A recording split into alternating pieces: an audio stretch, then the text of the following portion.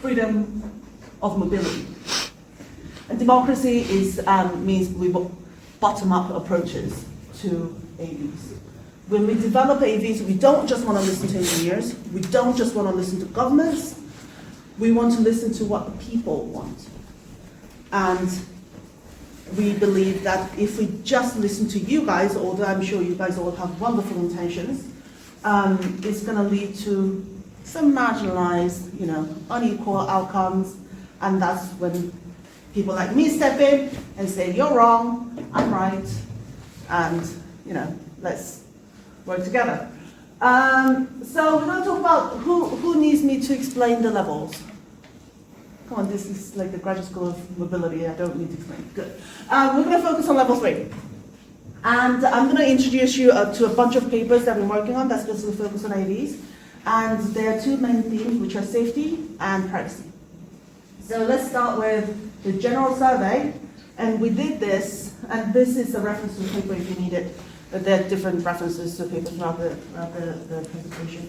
And when I was a grad student, we did a survey that came out way later after graduating. But in the States, we did a survey on people's perception to AVs and whether they cared about safety, privacy, and security aspects of AVs. Because before this study, it was all about, are you willing to buy AVs? How interested are you? How much are you willing to pay? And then with this study, I believe, there was a discussion, there was a beginning of a discussion on what kind of social benefits and social risks will AVs bring. And we surveyed 1,000 US citizens. We used proportional ordered logistic regression because it was a Likert scale. For missing data, we used Bayesian multi-computation, and these are the findings. So this is how you read it. Female are more likely to be concerned about safety. Gender is not statistically significant for privacy and security. Older people are more likely to be concerned about safety. That age is not a statistically significant variable for privacy and security and so on. And you can see that different demographic groups actually have different concerns. For example, again, this was done in the US, right? So, for example, Hispanic people, they tend to be less concerned about safety. And our hypothesis was that, well, maybe because they are more, they're less safety aware, maybe their working conditions are just a bit more unsafe than others, so their understanding of safety may be a bit different. But those are the hypotheses that we can't really test with this data, so we just kind of make propositions that we can't test. Another interesting factor, urban and rural. People who live in rural or suburban are more likely to be concerned about safety, and we believe that that's because of the length of the drive that they tend to do compared to people who live in urban areas. So these kind of demographic groups actually do matter when it comes to perception of safety. And why is this important for you guys? Why am I telling you this? Does anyone know? Should you care? Why should you care?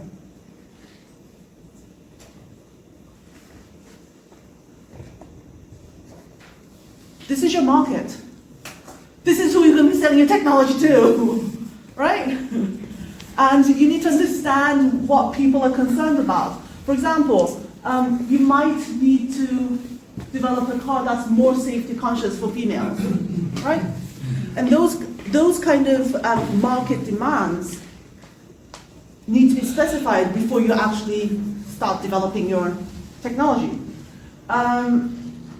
We actually did this for regulations. We was actually saying, there should be more regulations that address the safety issues for females, safety issues for older adults, and so on. But that applies. The same logic applies to technologies as well. So, yes. In your table, for the urban and rural area, you just pick up rural, suburban, Yes. and go to use liberal models. Have you considered other kind of like political views and other urban and rural areas, because it's only one something? This is the reference group. We group liberal and moderate together, Mhm. and then the counterpart is conservative. Yes. And then we group the rural and suburban together, and the counterpart is urban. So we basically compare that, for example, this one, we argue that rural and suburban, people who reside in rural and suburban are more likely to be concerned about safety compared to the urban resident counterparts. So comparison. Yes. Any other questions? So what is the kind of like lesson? You said it's a potential market, true. But for your study, what was the kind of lesson? The discussion again was that it should not just be about the interestedness of AVs, because that was so far that was the focus of the other surveys. And then with this study, we started focusing on the social impacts of AVs, so like safety, privacy, and security. So we actually claim that by looking at these different aspects in a multidimensional demographic way, we show that these issues need to be actually addressed not in a singular manner, but need to understand the demographic differences. We can use that, for me, we can use that to develop regulations. But you guys don't do that. So you guys can do that to develop technological niches that kind of set your things apart compared to other people's. So let's talk about safety. AV studies have been massively focused on safety. That's why I assume that's what many of you focus on. I'm sure you're aware of the statistic that 94% of car accidents are caused by human error, which was introduced by the European Commission in 2018. Massively exaggerated, as Putman showed in 2019. But more or less, most people claim that it's AV is bring safer road conditions, and people tend to agree. And lots of people argue that safety and convenience are the most attractive features of AVs. Sorry. But I'm sure you all guys all know, in 2018, a pedestrian was killed by an AV in Arizona. And that kind of brought a lot of, is this really safe? And then recently, I think this was this year, right? A woman in San Francisco was dragged by a self-driving car. And the question is, if it was a human driver that was in the exact same condition, would the woman who was dragged there would have been also dragged, or would the car have stopped maybe earlier or before this car would have? Right. So the ultimate question is AV for the time being actually safer than conventional level 2, level 1, level 2 vehicles? And most people are really concerned, especially in the US, because the US does do a lot of these kind of survey studies. They're really concerned about safety issues. And you can actually see that in the regulations. So one of the things that we do is we look at all the regulations in the world and we compare them, and we see which regulations is the best, and that we ask a bunch of people to say, like, look, you need to adopt this, and this, and this is the outcome of the paper that I published in Part A. Professor Chen always mentions, oh, she published in Part A, and this is the paper. Victoria in Australia is one region of Australia that's really kind of AV friendly compared to others. California, US, obviously, they were the first to allow driverless vehicles, remote controlled vehicles. Germany, they tend to be a bit more conservative when it comes to AV development, but it's been always kind of car-focused country, and they are trying to do a lot of stuff.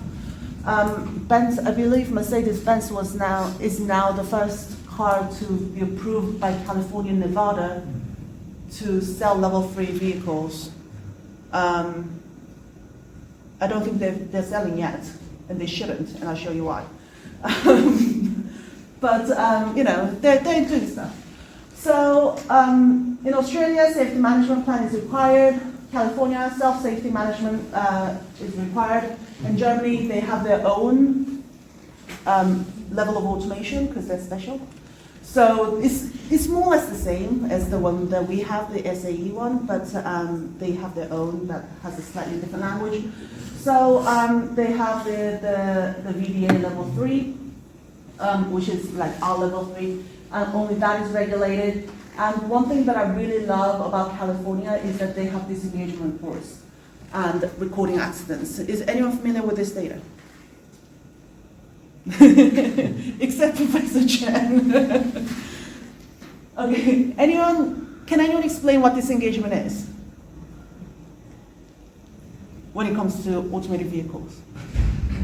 And I have high expectations because this is the Graduate School of Mobility. I suppose it's like, why is the system disengaging? So whenever there's a disengagement, there should be a reason for why it was disengaged. Okay, so what is disengagement? What is disengagement? When we transition from automated to manual. Exactly. So disengagement happens when the automated driving system stops working for whatever reason. So the car can say, I'm done, and then the person takes over, or the person can say, you're done, and takes over. So both of those cases are called disengagement. And in California, if that happens, if there's a level 3 vehicle being tested on the road, and that car disengages, then you must, as a testing manufacturer, you must submit a report to the government.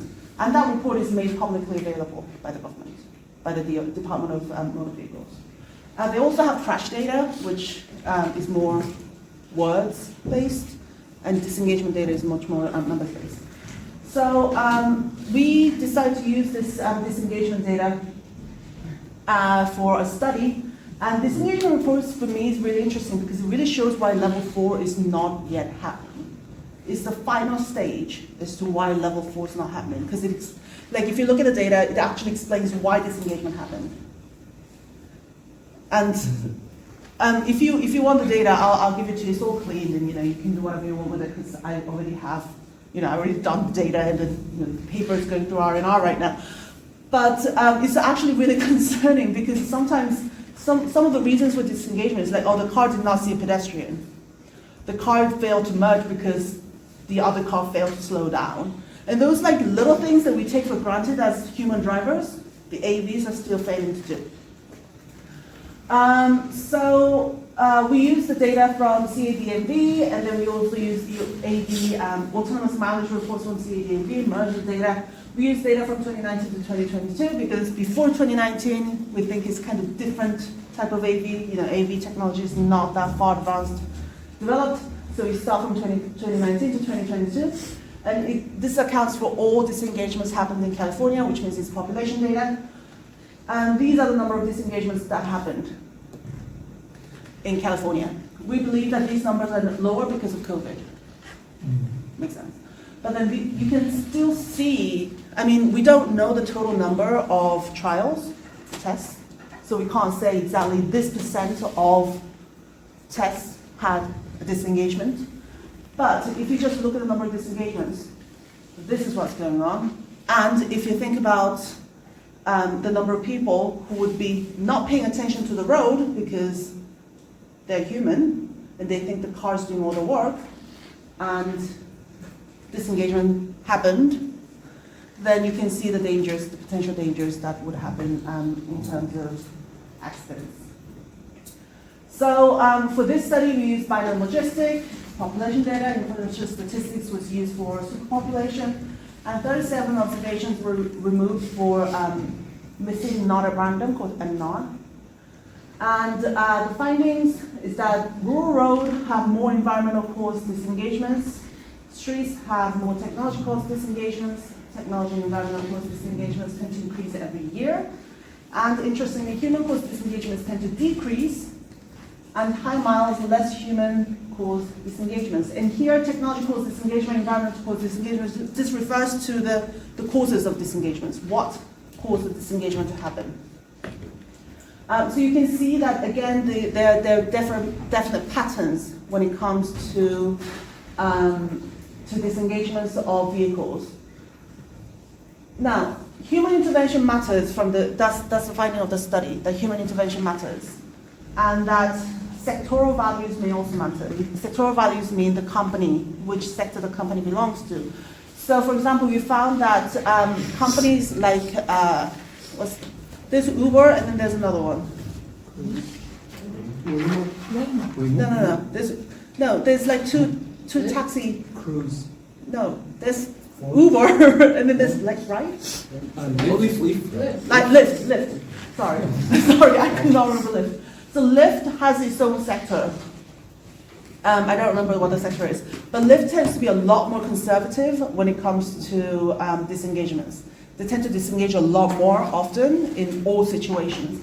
And we believe that that's because Lyft, their goal is not to just provide AV, but provide a safe AV for their consumers. So those kind of organizational values will be different when it comes to AV technology developments.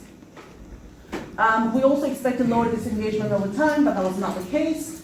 And to ensure safety, and this is the part, like I'm kind of bored of AV safety because everyone's talking about it, and I always like to be a little unique. But also, I think there's a limit to how much I can do regarding AV safety as a social scientist. I think that's mostly for engineers to be concerned about. But for me, privacy has always been a more interesting topic when it comes to AV. So to ensure safety, we need data and lots of it. And with data, there's obviously privacy issues. So Tesla, does anyone own a Tesla? No one's going to confess? Tesla workers shared sensitive images recorded by customer cars. So if you own a Tesla, there's a video recording you inside the car as well. And that video is being sent to Tesla directly and is being saved on their server. Some of the Tesla drivers, Tesla owners that I've talked to didn't actually even know that there was a video recording them, which is a bit concerning. But apparently a guy decided to get naked in his car, in his Tesla, and then they recorded it and then saved it, and then the Tesla employees decided to share the picture around and made fun of the guy, which is kind of like, that guy was stupid, right? One of the circulated clips is a child being hit by Tesla. Now, that's not so funny, is it? So what makes the first one funny and the second one not funny? Well, yes, there's a child involved, and that definitely makes it less funny. But both cases are very much about privacy.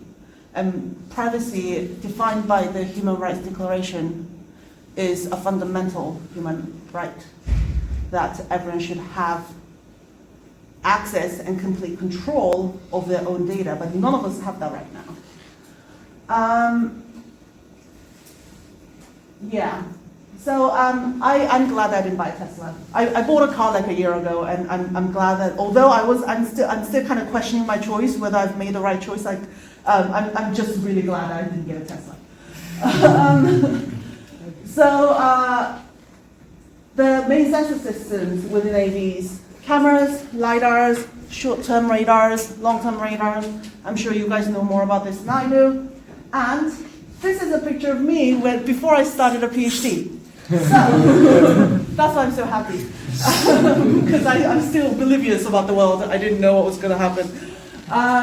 Right, so let's imagine that you're walking down the street. You're going to a convenience store. I'm going to a convenience store. And, it's Sunday morning. I'm dressed in my pajamas or whatever. I haven't washed my hair. And there's an AV driving by. And for no other reason than to ensure safety, the AV records me walking down to the convenience store. And now my recording is being saved. My recording, my audio and video recordings are being saved. And I don't know its existence. I don't have access to it. And there's nothing I can do about it. I can't delete it, I can't access it, I can't rectify it, I can't correct it anyway. And that becomes a massive security issue. And privacy is an aspect that all engineers understand that is important, but then there's very little we can do, right? So I was at the Jeju summer camp, and one of the professors there at the University of Minnesota, do you remember his name? Okay, try. So one of the professors who works at the University of Minnesota, he finished his PhD here at KAIST. He was asking if I wanted to join the privacy committee group that he was a member of, and I didn't have the time, so I was like, no, I don't have the time to do this. But then I was asking him, like, look, what are you actually doing to ensure privacy for AVs? And I mean, honestly, there's very little you can do. If you want data, there's gonna be a breach of privacy. There are discussions about anonymizing the data. There are statistical models that you can adopt, like differential privacy, where you add like a little bit of noise to the data, and then you can't exactly identify who that is. So that's an option. But then when it comes to collecting data that doesn't involve you specifically, like collecting my data and me not knowing the existence of it, me not knowing what to do with it or have the ability to delete it, that I think becomes an issue. So if you look at privacy, there are two notions of privacy. The FIPS, the Fairness and Information Practices and Principles, and the GDPR, the General Data Protection Regulations. And the GDPR is mandatory in Europe. It has been since 2015. The FIPS is the privacy principle that was used to develop privacy regulations in North America, like US and Canada. They basically have the same idea. If you read the whole document, it's kind of more or less the same. They both express the importance of transparency, consent, purpose minimization, meaning you shouldn't just collect data because it's available. You should have a single purpose and collect data that's for that purpose only. There's also data minimization, meaning you can't just collect any random data because you have the opportunity to do so, but instead you should just collect data that you need, and that's data minimization. The right to restrict the use of data means specify the use for the data, and then just use that data for that purpose only. Right to access data and to rectification and erasure. People who are part of that data should have access to the data and should have the ability to correct the data or to erase the data. And there's security provisions. And what's interesting is that we should have an independent supervising authority, which countries actually do. Most countries that I know of, because I mostly study North America and Europe, they all have some kind of privacy agency where people can complain. People can file a complaint about their privacy issues and so on. There's, again, very little they can do. So they can fine people, they can fine agencies, but then what are you going to do? Like, you can't go to the independent supervising authority and say, this Tesla videoed me. And it's like, where's the proof? I don't have it, but I know it did. Where's the data? I don't know, but I know that he recorded me, right? So sometimes it's like, in reality, it's a bit difficult. So this is a theory when it comes to privacy. So you need to think about different aspects of privacy. Who's sending the data? Who's receiving the data? Let's skip that for now. And who are the data subjects? And what types of information are there? And the principles of transmission principles include what are the consents, and what kind of principles are there regarding data sharing. So are you sharing with third party and so on? And data subjects for AVs at least would be road conditions and other road users. So using this network, I ran analysis. So far, they focused on the context only. But then my co-authors and I believe that it's much more complicated than that, because people have individual preferences, and then there's context, and then there's social goals. So people might be okay with AVs collecting data for safety, but people might not be okay for cars to collect data for sustainability, or the other way around. So we basically decided to do like a multi-level analysis of that. So that was survey data in 2023, 977 general public, and we did 202 developers and 202 government workers. This paper is, we're still sitting on this paper, by the way. So if you have any comments on this paper, especially the methods, because I'm still feeling a little unsure of the methods, let us know. So we used proportional odds logistic regression, and the reason why we used that was because none of the other models fit. We often use structural equation modeling or confirmatory factor analysis. The model didn't fit. We tried to do multi-level modeling, the ICC was too low. So it kind of, so we basically thought, well, regression is the most kind of intuitive way to show this kind of multi-level aspect, but then we're still not 100% sure about the theory. And then for Bayesian multi-imputation for missing data, I think that kind of goes without saying. And this is one thing I don't understand. The Cronbach's alpha was really low. It was like 0.13, and I'm like, that does not make any sense. But then if you think about it, the principles, like for example, transmission principles, is so loaded, right? It's a very loaded concept. It has the consent aspect, it has the purpose minimization aspect, it has data sharing aspect, that it's actually really difficult to get a Cronbach's alpha that's quite high. What's a Cronbach's alpha?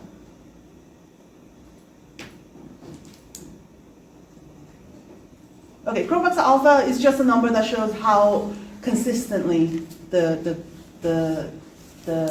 elements, the manifest variables measure the same.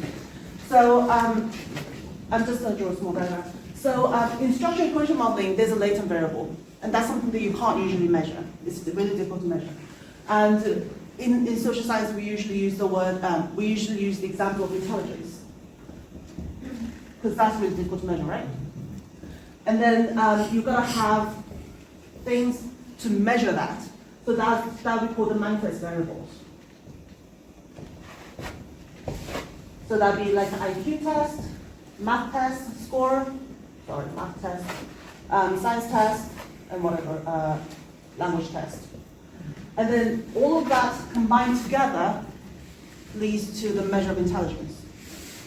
And all of these need to measure more or less the same thing, right? You can't have an IQ test and then have something like the price of a house that you live in. Because that could technically lead to IQ, because to intelligence, because there's been studies on how richer kids tend to be a bit more clever, right? But then it doesn't really align with the IQ test. So if Cronbach alpha is high, then that means all of these variables are concise and kind of speak to each other well. If that is low, then they're all kind of measuring different things. Here, we believe that it was low because it was measuring different things, because there were so many things that added to that in there. Does that make sense? Okay. So we ran the first analysis 1, and then we ran the second analysis. When we ran the first analysis, it was really interesting because we found that there were some associations between level 1 and level 3. We found that gender was important, we found that age was important, residence, meaning that one group of gender, I don't specifically remember what group it was, but I think it was the females that are more concerned about privacy, right? So those kinds of demographic variables mattered. And then when we did when we did analysis 2, which was basically including all 3 models, 3 levels, we found that these associations actually completely disappear. So again, if we don't include the context, then individual differences matter. But once we include the context in there, like the principles, data sharing, who's receiving the data, who's sending the data, and so on, individual differences no longer mattered, but it was the context that became much more important. So people actually claim that, oh, women, because there are multiple studies on this, not on AVs, but on like internet use and like stuff like, women are more concerned about privacy. Makes sense? Older people are more concerned about privacy. Makes sense? And there are these kind of studies done, especially on the use of internet, the use of digital technologies, and we can see that once we provide the context, the individuality actually tend to matter a little less, at least in this study. So we found that privacy awareness was really important. So how much people are aware of privacy issues, concerned with specific issue. Privacy desires, how much privacy do you actually want, is much more important than whether you're a man or woman. And anonymization of data was important, and who was receiving your data was also an important factor. So the discussion for this study is that studies, including mine, that only looks at demographic context is limiting, and that it does not provide the full picture that we want, and that privacy context provide an important dimension to how we understand privacy as a whole. So, how does AV contribute to responsible innovation and responsible AI? We asked these questions in the beginning of the lecture. I wouldn't call this a lecture, but and I think AV, we should try to balance safety and privacy. So we, as engineers, you guys, I would ask you kindly and politely to not just collect data because it's there. Honestly, guilty as well. I've done that. But try not to just collect data because it's there. But think about the ramifications. Think about the consequences of collecting the data.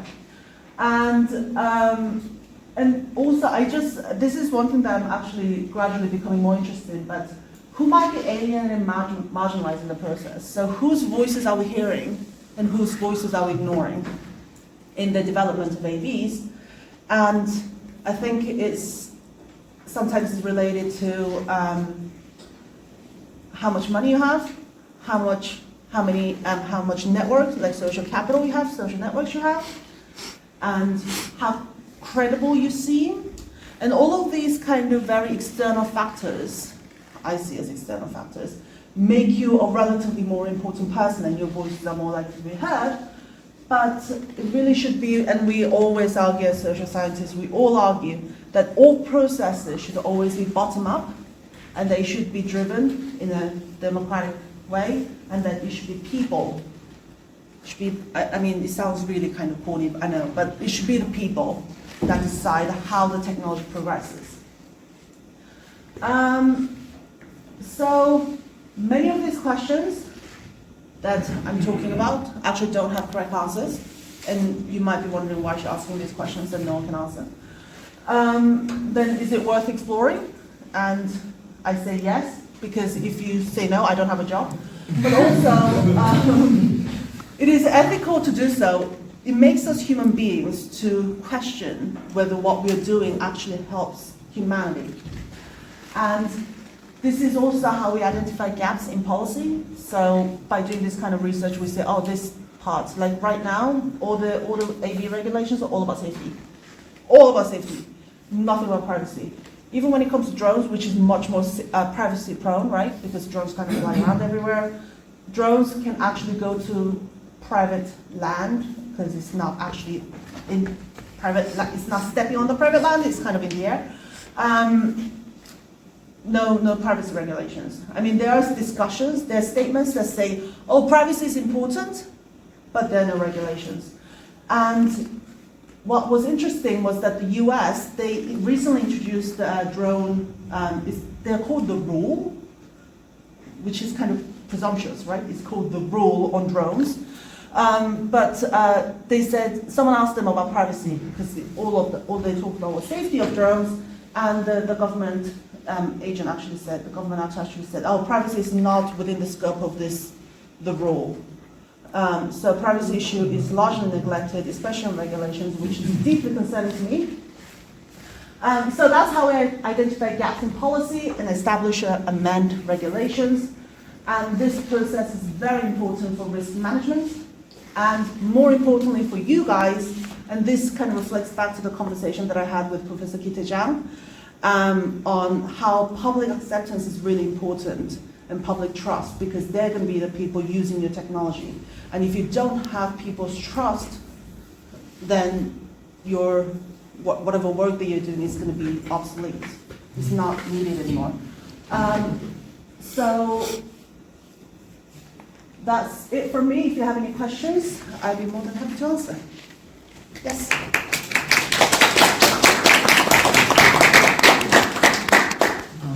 So when you're addressing the privacy concerns, what are the biggest concerns that the subjects have? What aspect of privacy are they? Of AVs? Yes, like collecting data, like especially when it's in the public domain. So in public space, I understand the concerns with collecting data if it's in a private space, in their house, inside their car. But how is collecting data in public road any different from collecting data using surveillance camera, CCTV camera, maybe a vlogger? So what's the root of the concern? That's this is a question that I get asked a lot, actually.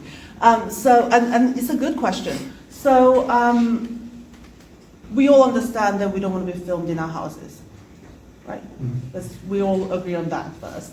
Now, and then people ask me, well, we have dash cams in Korea. You get recorded all the time, and you don't have control over that data. So how is AV collecting data different? And I argue it's essentially very different because, one, that dash cam data is recorded over after every 30 minutes or so, depending on how expensive your dash cam is. But every 30 minutes is fairly like a good average. It records over itself. So your data doesn't last forever on the dash cam. Second, the purpose of the dash cam is to protect the driver, right? Not to use your data to make a profit. And that's what Tesla or other Hyundai or all of the car companies are doing.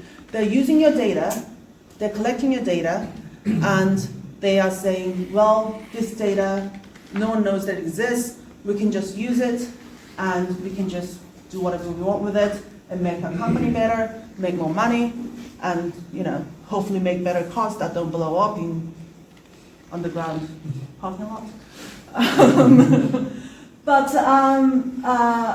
So, I think that's the main difference.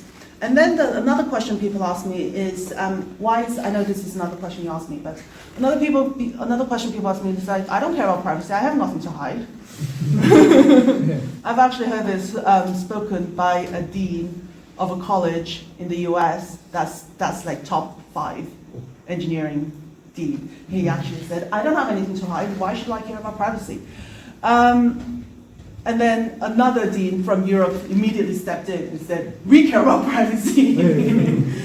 Because Europeans and the Americans tend to have very different perspective of privacy. Privacy is a fundamental human right. Even if you have nothing to hide, and that's good for you, I have things to hide. And I would like my right to hide things. Honestly, most of the things that I'm hiding are not that interesting. Like, I kiss my cat every night, that's not that interesting. But other people have much more intense and private things that they're hiding that need to be protected. For example, imagine that you're political asylum. Imagine that you're a refugee. Imagine that you're in a group that's being prosecuted. Then your privacy literally becomes a matter of life and death. And just because we live in a society that contains most people that, whose secrets are relatively boring, that doesn't mean that we should not protect the privacy of those smaller number of groups that have very intense and very secretive aspects that they should have the right to hide. I hope that answers your question. Yes? So I was wondering, so you just meant, from what I understood, the main issue is if you're collecting data, it's directly resulting to their profits, which is unethical. But can we not argue in the opposite way that, in fact, by collecting data, we are making it more safe? So therefore, it is actually for the benefit of the driver and the road user. I agree that more data does lead to greater safety. I mean, I don't agree with that. I argue that good quality data leads to better safety. And what happens in lots of cases is that, and again, I'm guilty of this too, is that we just collect as much of data as possible and we store it, just in case. And honestly, I really do that too. Like when I do surveys, like I just submitted a survey, we have 180 questions. I feel sorry for the people who's going to answer that survey, but you know. And I agree with you that data is important, but then we should try to balance a little. Yes. Yes. Thank you for great talk. With respect to privacy, I agree this is important because I'm from Europe. This is really important in Yes. Europe. But I understand also the other argument from UAB community. For example, in the meeting, you mentioned that safety is like quite important. Mm-hmm. This is like somehow as an issue we need to address. Whereas privacy is not the kind of thing we discussed at this meeting. Mm-hmm. But if you think about it, it makes a bit sense. Why is it so? Is because privacy is something we need to address as holistic. I agree. Safety is very, I think, much related to certain technology. Mm-hmm. So for UAB, it is like UAB safety is quite Mm-hmm. important, so we need to develop technologies, Mm-hmm. especially for UAB. Mhm. But for AB, maybe some safety is like quite very much related to AB specific. Mm-hmm. So privacy is more, I think, holistic. We can't just, as you just mentioned in the study, where all the association disappeared when the privacy context is provided. I think it makes sense, Mhm. but it's kind of more holistic things we have to address. Mhm. I think what you mean by holistic, you mean is something that Not just domain specific. exactly, and also it's not. So when you're making a technology, you need to have like electrical engineers, you need to have mechanical engineers, and so on. But then with privacy, what you have, the concept we use is privacy by design. So what happens is that from the very beginning of a technology, we think about the privacy issues that the technology can bring in and try to incorporate those issues and address them in the design stage, so that they are less privacy kind of breaching. When they are holistic, you're right to an extent, because privacy issues can be very similar when it comes to different technologies. For example, UAVs and AVs, they tend to suffer from similar privacy issues. But if you look at things like, because I also study smart meters and smart grids, privacy and safety is less of an issue there when it comes to smart meters. Privacy is a massive issue. And when I say massive, I'm understating it. So who's familiar with smart grids? Should I just give you like a quick explanation of what they are? So when I was little, I'm like in my mid-30s. When I was little, which was like 25 years ago, there was a person that came around to my parents' apartment every month to look at the electricity meter, right, to see how much you've spent, and then they write it down, and then they take that to their company, and then they bill you for whatever electricity that you've used for that month. Now they have a thing that's called an analog meter, because it's analog. And now what we have is smart meter, and smart meter does that using the internet. So no one has to come to your house anymore. It just kind of sends that data over using the internet or some kind of wireless technology. That this is how much electricity they've spent, and whatever. The privacy issue of that is it knows when, in the past, this person came once a month. Now they can do it every 5 minutes. They can check how much electricity you've used every 5 minutes, which means they know when you get up, they know, and looking at the amount of electricity, they know which electrical gadgets you're using right now, how many people are in the house, what kind of religion you are, kind of make an inferential, model, guessing what kind of religion you are, whether you're employed or unemployed. And this is the most scary part, what TV channel you're watching. I'm serious. So there are lots of regulations that prohibit the frequent sampling of energy data. So most countries try to go for about 30 minutes, like, check every 30 minutes how much electricity you've used. I still think that's a little too often, but so when it comes to different domain like electricity, the privacy issues become quite different, I think, than transportation. But I do agree with you that at least within transportation, the privacy issues are kind of similar across. Yes. Any other questions? There's one person, except Professor Chen, there's one person I know. And you, Kai. Because we were in a meeting together in the morning. I remember your name. And you were presenting in the morning as well. So do you have any questions? Maybe I'm curious about who will be responsible in the accident if it involves the autonomous driving vehicle. So liability is a massive issue when it comes to AVs. Right now, we don't have regulations on AV, what would happen if an AV caused an accident. For level 3 testing, it's the manufacturer, it's the testing body that is responsible if there's any accident to happen. And usually they have insurance, right, for that testing. So it's the testing body and then the insurance company. But we don't know what's going to happen when it becomes commercial, when the technology becomes commercial. So for level 3, we know that it's going to be the driver, right?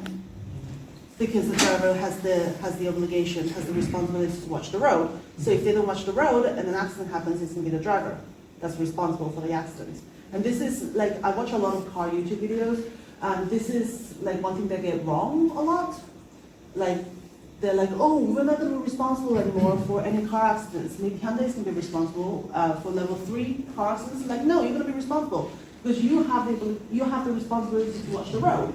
And if you don't watch the road and an accident happens, then you're liable. But for level 4 and level 5, we have absolutely no idea. And even for any level 4 vehicles that are being tested right now, like for buses and stuff, they always have a safety driver. So that means that the safety driver will be responsible if there's an accident. So you could come up with, that could be your dissertation. You could come up with a new regulation for AV liability. Any other questions? Yes? Earlier you mentioned how to measure how safe AV is compared to regular cars. Mm-hmm. So I was wondering, is there any evaluation process for that? I think I read somewhere that in order to fully validate an AV, the AV needs to be tested on 1 million miles or something. So what's I mean, I think that Professor Chen's more suited to answer that question. You mean how we test the safety of the AV? So usually we look at the crash, right? Yeah, so basically, if you look at the crash involvement rate per mile traveled, then the AV actually has higher crash rate than the human drivers at the current stage. And as mentioned by Professor Lee, we don't know whether it's reliable of the data. Don't buy an AV right now. I'm serious. Honestly, if you guys are interested, send me an email and I'll send you the disengagement report data. Some of the reasons as to why disengagement happened is really concerning. And Genesis, the car company, Genesis has been saying that they're gonna commercialize level 3 last year, and they didn't do it. They were like, oh, we'll do spring 2023. And they're like, no, we'll do fall 2023. And they're like, no, winter, next year. And we still don't have it. And that's the thing.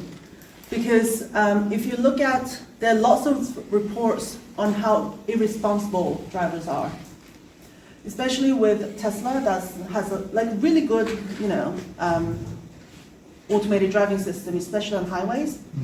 There are lots of reports of people sleeping in the car, like drivers sleeping in the car.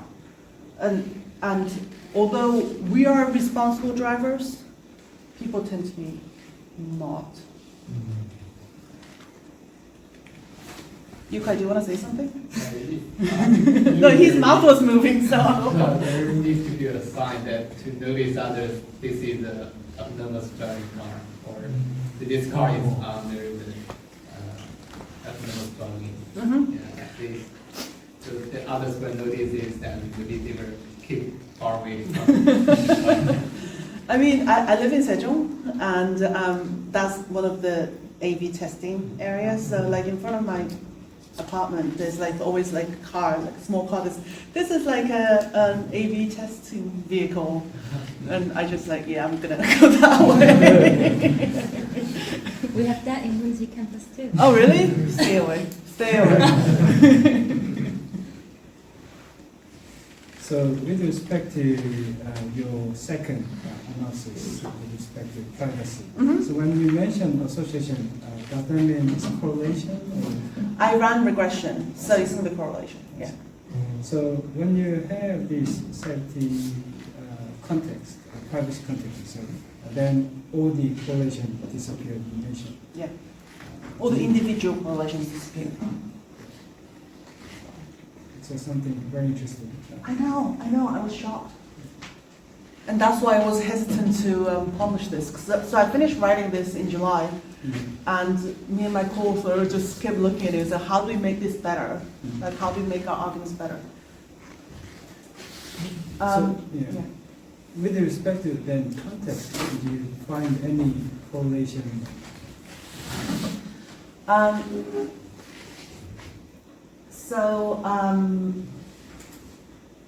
Privacy awareness, privacy desires, anonymization of data, recipient.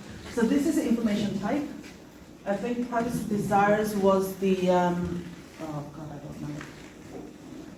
No, I actually did, I went to SMU and did like 1 hour lecture on that paper only. So I have the full,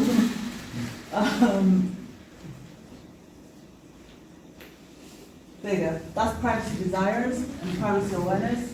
Willingness to provide anonymized data, road conditions. But this one had no variation, right? Because all subjects are road conditions. So this was excluded from the model. And then that recipient was, are you willing to give your data to industry developers, corporations, governments, private research institute, government research institute, no one. So without this, we looked at these 4. And then all of them were statistically significant. Yes. So the previous correlation disappeared. Yes. Another correlation with respect to this Yes. context. Yes. Yeah. Is it then privacy bias, cognitive bias? It could be. I mean, again, we're still sitting on this paper because we don't know, and we also don't know which journal this should go to, because we want to send it to a social science journal that studies responsible innovation, but then I don't think they're going to like this, because they're all about bottom up, right? So they're all about individuality. So for us to say, oh, demographic characters don't matter, they're not going to like it. I'm still a little bit confused. What are the Y's and X in the model? I'm sorry. There you go.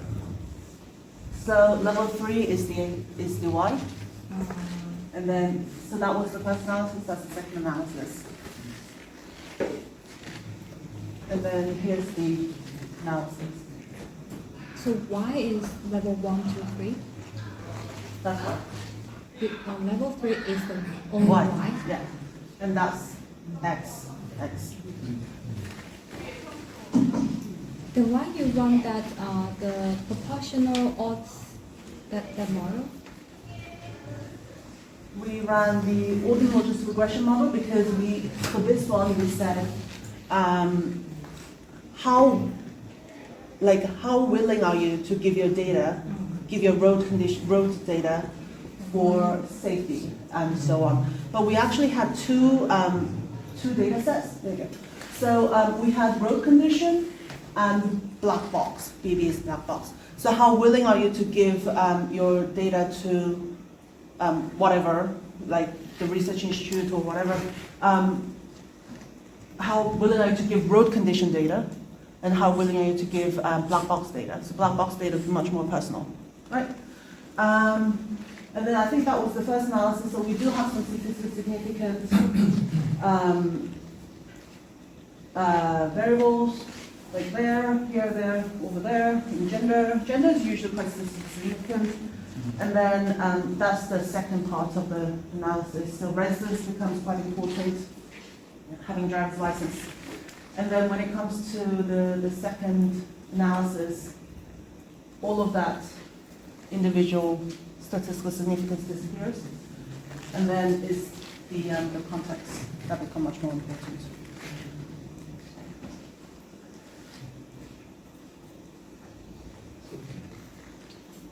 So how likely you measure by Likert scale? So we asked, did they talk about that? By audit. Yes, we have an ordinal variable. That was the question. To improve the safety of self-driving cars, is it okay to use cameras and sensors on the road to record, collect, and store data without consent? And that was yes, very okay. No, yes, not okay at all. To not okay, and so on. That's interesting, isn't it? Yeah. Any other questions? Yes. I'm just really curious about the result. So maybe that's the actual results that It is. demographics really don't matter. Because thinking about it, like different demographics, different people would have different exposure to this kind of technology. And in the transportation field, it's a very more popular topic. But for a normal average person, like you won't really know about self-driving cars if you don't see it in the news. It's not something that is discussed in regular education. So it is the actual result. Like demographics don't matter because people have different exposures about this data. So Yeah. like I'm just curious if was there like a question measuring their awareness about this kind of topic? Yes, but I didn't analyze it at all, so I don't know what the findings would be. Yeah, but the survey that we're doing now, the one with 180 questions, and by the way, I'm not that cruel. It wasn't me that came up with 180 questions, it was my students, so I blame them. But what we do is, there's a theory in social science called the UTAUT, which stands for Unified Theory of Technology Acceptance or something. So it basically talks about how there are different components of technology, like trust, price value, and so on, and then how that leads to use intention, whether you're going to use it or not. And what we do there, and we'll update you once we have the findings, because we have to, it's part of our Mobility 100 project. So what we do there is that we look at which aspects, like is it the trust aspect, is it price value, is it the environment, is it safety, like we look at all of these components and say which aspect actually leads to people wanting to use AV. And we look at, and honestly that's been done before, but what we do that's different is that we look at the drivers and we look at the non-drivers. So we look at the potential drivers that would drive the AVs, and we look at the other road users, and how their perception might be different. Again, we don't have the data on this, so I can't tell you exactly whether they would be different, but you know, and that's going to be hopefully an interesting study. I think correlation is completely different from causality. Oh, definitely. Yeah. So there may be some correlations. However, you cannot say this is because of that. And if you have some other aspects, I guess you might reveal some other aspect of the data. Therefore, I think this is showing some aspects, I guess. I definitely agree with you that correlation is not causation. If anyone tries to argue otherwise, you're wrong. And I think that's one of the limitations of the data that we have. That is, I mean, if we have longitudinal data, then I think that would be much easier for us to look at the causality aspects. And I think with our new data, which uses structured equation modeling, I think that's hopefully we'll look at a bit more causality than regression does. But again, don't have the data right now, so I'll have to get back to you. Yes, we'll have the data by mid-November. We wrote in the contract with the survey company today. So, so we'll get back to you in November. Any other questions?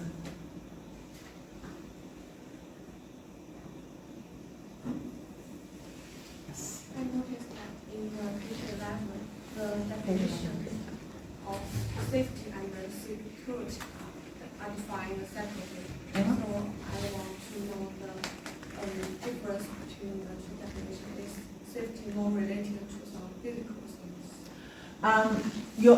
That's the question, because we actually in the paper we talk about that in depth.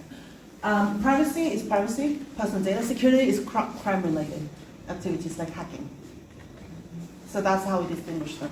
Hacking is less of a concern for AVs, but apparently was a concern for some people there. But when it comes to drones, security issues, not just data security, but security in general, like crime-related behavior, is a massive issue. And you know, it kind of shows you how imaginative people can be. So, there are cases in the U.S. of people using drones to drop like knives into the prison, into like different prisons. So like they have like courtyard and they have like playtime, whatever, and then they fly a drone and drop a knife, and then they start like a knife fight. So now in the U.S. you're not allowed to fly drones near prisons, and that's kind of like that's a security issue, but obviously I just find that story fascinating because it's just I never thought of doing that. I think it's so smart, but that's crime related. Any other questions? Yes. In the same case, the education is the only independent variable that has not any correlation Yes. to the other safety, privacy, and security. Yes. So I guess that you took the education levels as expected to some research, working for your research, but the research is totally different, from your kind of the hypothesis. Yes. So is there any view of your view, or can I get any explanations? I mean, so we did a binary variable. It was 1 who have attended higher education, meaning university and above, or 0 high school graduates or less. We don't have an explanation. We don't know why. Sorry. I mean, you kind of expect people to be more interested about these issues if you're more educated, but then like what you said, people don't know. People don't know what AVs are. People don't really, never really thought about it. So I guess education is so different, right? It's from like, you could major in physics and you could major in philosophy, and neither of them would really think about AVs. So I guess that's probably why. Any other questions? Questions that you want to ask a social scientist, like what made you choose social science? Those kind of things. Yes. What made you choose to My dad told me to do social. My dad told me to major in sociology. Really? Yeah. Wow. So my dad told me to major in sociology, and then I decided I wasn't going to ever get a job as a sociologist. So for my master's, I majored in economics, and I hated economics so much. And I hated economists because some of them are really awful people. So I decided to go back to sociology. And, you know, I don't do like traditional sociology, but what's interesting about sociology is that people tend to think it's the study of society. It's really not. It's the study of inequalities. So we look at gender, race, class, and all the different groups that might be marginalized. And that means that if you imagine spending an entire day just reading about how people are oppressed and people are poor and, you know, you just get really angry. So most sociologists you meet will be really angry. I'm not one of them. I'm happy. That's because I got out of sociology.